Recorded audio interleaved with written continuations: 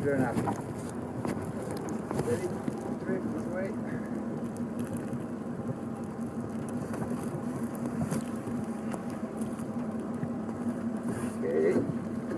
Okay. Good.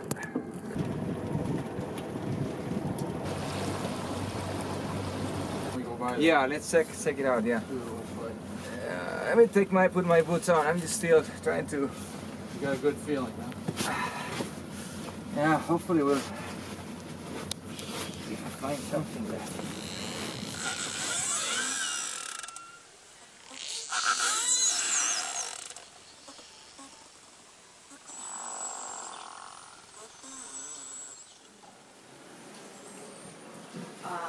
Biennial surveys right here.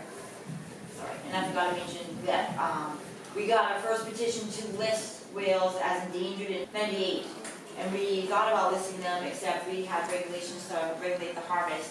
So we said, hey, if we remove that threat of unregulated take, whales should recover. We don't need to list them as endangered. And as you can see, it didn't increase as much as we had hoped, and we did list the whales in 2008.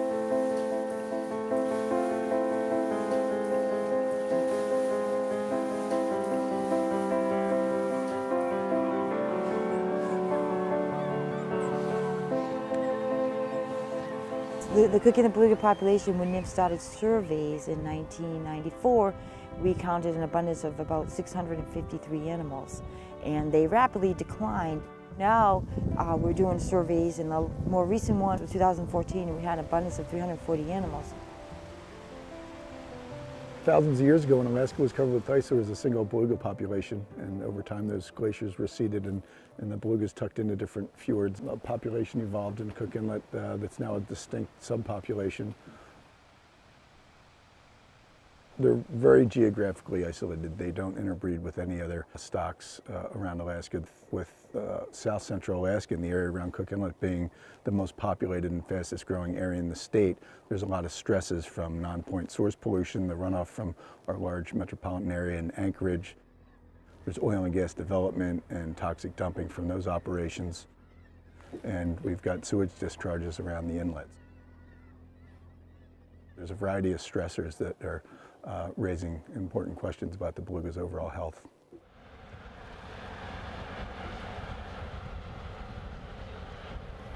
I would say for Cook Inlet belugas, definitely there is a conflicting pressure, which is that this region, it's been exploited.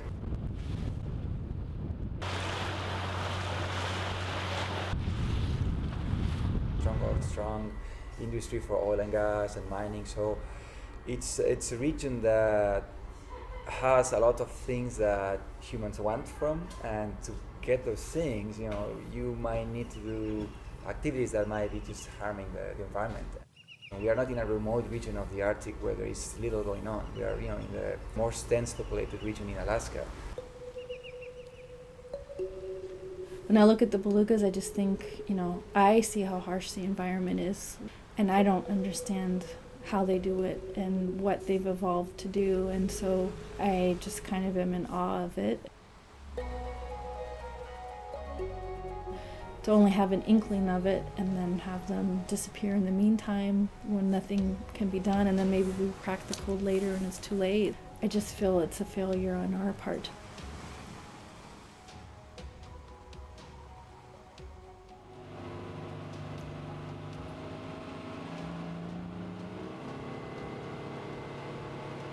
So the project we're running now in the inlet, it's mainly aimed to understand the baseline ambient noise in their primary habitat, which is this part of the upper inlet where they concentrate in summer for feeding when the salmons are coming into the rivers.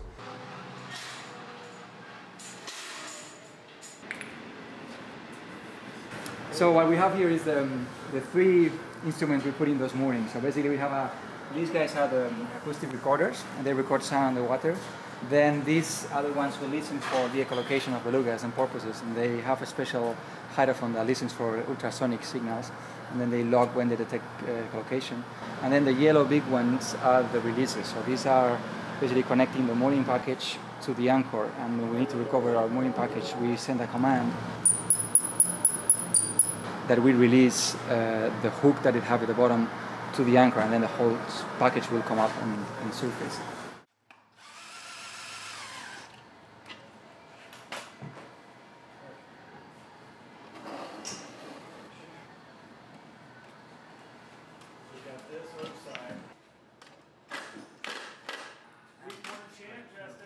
Belugas, like any other odontocetes, they are acoustic animals, so basically they use sound for everything.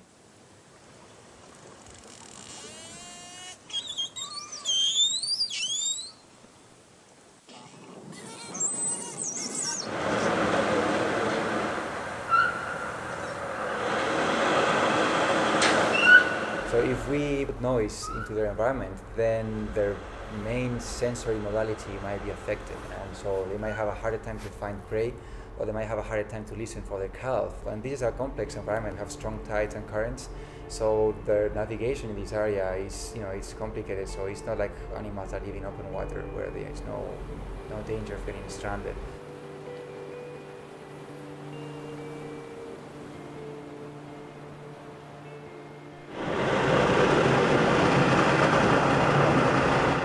That's why we think sound, in particular for this population, might be a critical thing to consider when we're looking at potential threats and preventing the recovery.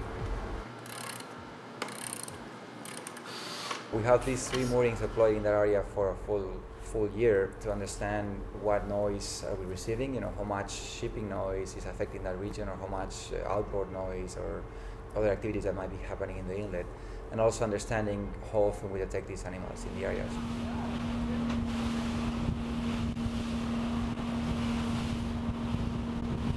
One of the moorings we try to recover is deployed in an area we haven't deployed before, and it turns out there is a strong current in that area, so we think that the whole instrument with the anchor might have been moving around, is traveling back and forth with the current over these 8 months, and so we went to look for the mooring. It wasn't the location.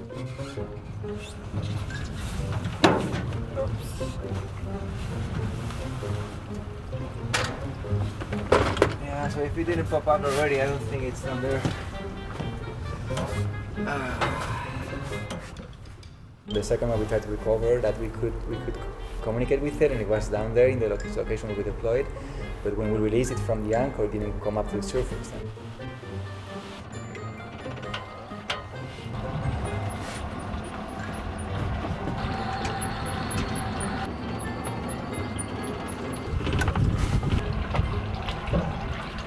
One mooring is lost, the other mooring is stuck in the bottom.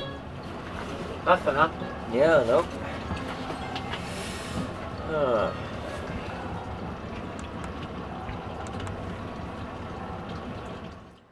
So you keep an eye on those guys. I'm gonna keep an eye on any more potentially part of that group that enter our view. We're undertaking shore-based monitoring sessions here around the high tide stages on the 20-mile river, observing and looking for whale activity.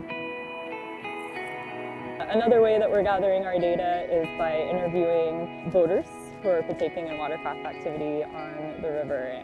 Watercraft can be a primary source of underwater noise, which is listed as a key threat to this beluga population in the recovery plan. I'm keeping an eye just south of the east spit. Really trying to help address the threats that this population faces because they are located so close to such a large human population center, the city of Anchorage most notably, and when they concentrate seasonally up here in the upper reaches of Cook Inlet along the coastline, that puts this population at these whales at a higher risk and threat level from human activities than they might face otherwise.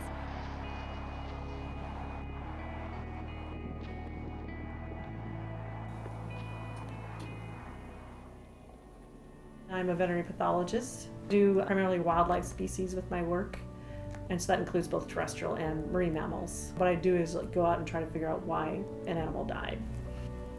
Finding out what they're eating, so that's the stomach content analysis is quite important. How old they are is important.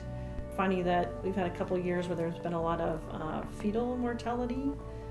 I mean, it's important to know what kind of mortality you're having to see if that aspect of the population might be the primary one being affected. Because we really have no clue why they're not recovering. I haven't been able to provide the answer, but I mean, I can add a lot of little pieces.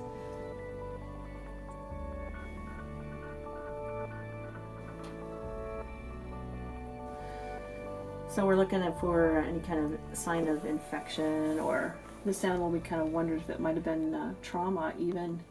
And it was so rotten you can't hardly tell from, because there's so much post-mortem change when you go out to the animal. So you can take pieces of tissue and fix them and see if there's actual hemorrhage. A thing what they were saying probably about 3 days, but then it turned out more like probably a week. So during that time, the animal had actually exploded. So there was like a rib down the beach and intestines, you know, next to it. And it's like kind of those things where you kind of go, well, I'm glad I wasn't standing here. Yeah, and they're normally white. Yeah. Well, we all bring different experience and expertise to the question. You know, like my experience is very different from Manolo's or Chris's or Barb's. You know, it's just there's a lot of different people that have different perspectives that they can bring to the question. So it's important to be able to work together around these kind of questions. It's much bigger than any one person can try to figure it out.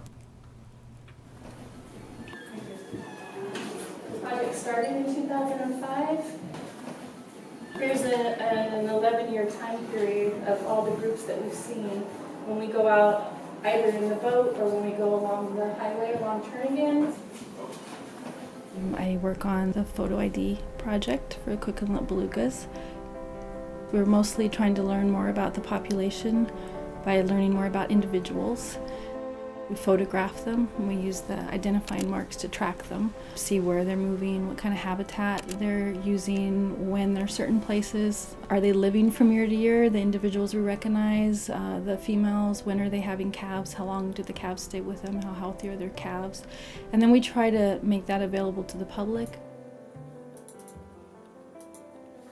Where did we find the groups and how big were they? And in what month, and that helps us plan our trips, but then I can share this with managers like Barb and Mandy, and so then if they're looking at an activity they're doing a consultation on, and say the person wants to explode rock along the highway to expand the road, they can go in and look and say, well, when are whales most likely to be there and not be there, and what size groups.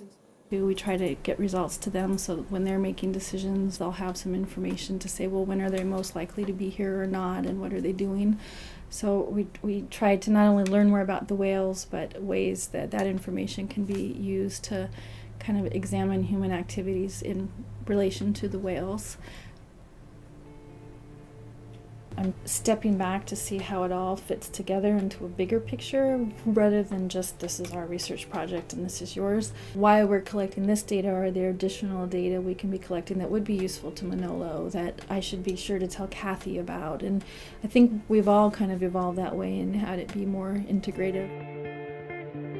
Like when we've gone over there to sample them during low tide, they'll kind of move back up in here. And I guess that's where Paul saw them that last day that they went out for biopsy. Oh, so are they really, really close and they're really following the channel, right? Yeah, right up against the rock. Yeah, yeah. Or they turn and cut right back and across leave, here. So you see, it seems that by the end of summer they are still mainly using the river or that area, which makes sense from what you mentioned. And then later on they start using more like the passageway to get into the arm. You see, that's December. What are they doing here in December? And so that's what I was trying to aim, trying to see if we figure out. The problem with the tip is this seems to be just a transiting area, right? Yeah. They don't really spend time, so we might not get any feeding, but at least we know when they're coming in and out.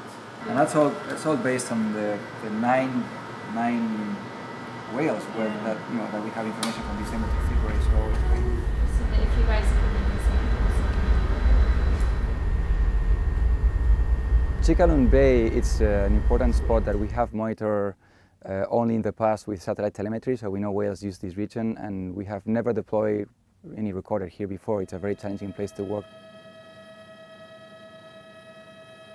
So what we have been doing is to try to install acoustic devices that we cannot keep in moorings because this place is very challenging to deploy a mooring. The currents are too strong and it's very shallow, and during winter they will be taken by ice. So where were we? We must have flown almost all the way to We were close to. I think we went to the first one. There is a good rock and there is like a little good rock or something like, or small good rock or something like that. I think it's not very good. I think Well, where do we left. think we are here? We have a different approach, which is to walk down the shore at a very low tide and then drill a hole in the sediment and put in the instruments inside the hole.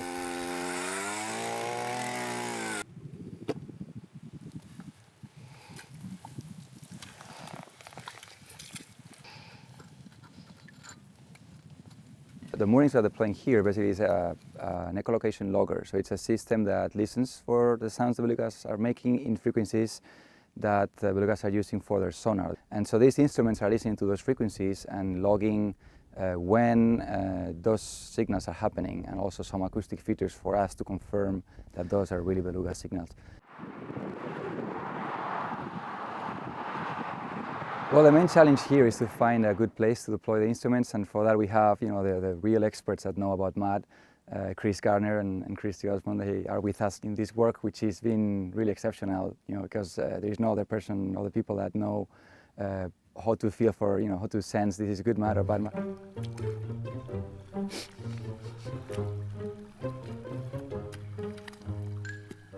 Well, it seems that the mud is kind of okay around here. Yeah, this mud looks great. Happy with this mud right here. We think Chicadon is one of the 3 main locations where they concentrate in winter, and it would be very important for us to know if that's because there is food for them, or because it's safe from predation, or for other reasons. So the first approach is to see if we can hear them and understand what they do when they come in this area.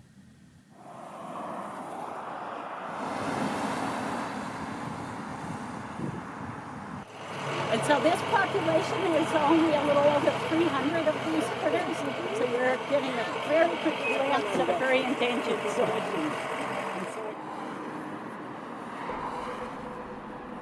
I'd love to talk about and introduce you and welcome you to our Belugas Count celebration. It's the first done by citizen scientists here in the upper Cook Inlet area. We had a number of stations, 12 throughout Cook Inlet, where we had volunteers stationed there to work with the public, and we invited the public to attend these stations, help us count belugas, observe behaviors, take pictures, and actually just kind of get a better understanding of what we're trying to do in terms of recovery of this endangered stock, as well as learn more about belugas and how they may be able to help their recovery efforts. A small fraction of the population uses the inlet. Many people don't even know what they have here, and I think that's been a big challenge. So I think one big step forward would be to make sure that the population in this region, not just the people who use the inlet, but the people who live around the inlet, is aware of this marine mammal, this important species that lives in this region that is basically struggling to survive.